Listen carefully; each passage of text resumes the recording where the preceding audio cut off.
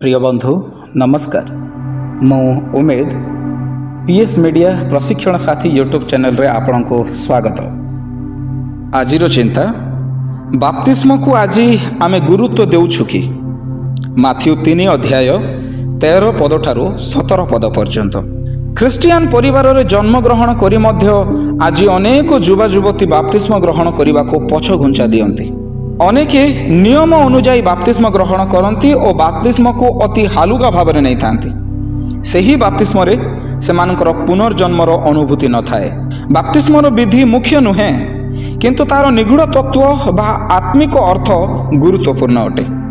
यह ख्रीष्टीय संप्रदायर केवल गोटे पालनीय विधि नुहे मात्र परिवर्तित हृदयर बाह्यिक साक्ष्य।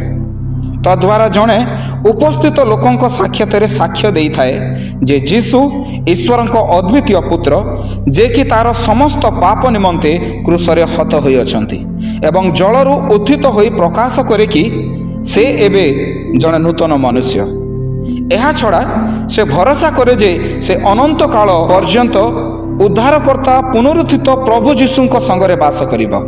प्रभु जीशु जेतेबेले जोहनक पाखकु बाप्तिस्म नेबाकु आसुछंती सेतेबेले जोहन डुबक तांकु नम्र भावरे बारण करंती किंतु प्रभु जीशु एही प्रकार धर्म कर्म साधन करिबा आम मानकर उपयुक्त एहा कहि सम्मत कराउछंती। जीशु ख्रीष्ट आदर्श देखाई अछंती तेणु प्रत्येक ख्रीष्ट विश्वासी ताहा पालन करिबा उचित। माथ्यू 10 अध्याय 32 पद अनुजाई आमे जदि लोकों साक्षात तांको स्वीकार करू तेबे स्वर्गस्थ पितांको सम्मुखरे से आमको स्वीकार करिवे।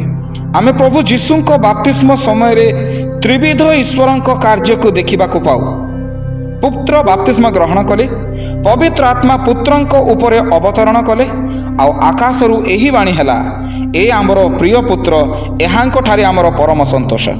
आमे आज ख्रीष्टीय जीवन यात्रा रे त्रिविध ईश्वरंको उपस्थिति मध्य रे गमनागमन करी पिता परमेश्वरंकर प्रिय भाजन होई पारिछु कि चिंता करिबा को हबो। तेबे आसु आमे एक छोट प्रार्थना करिबा।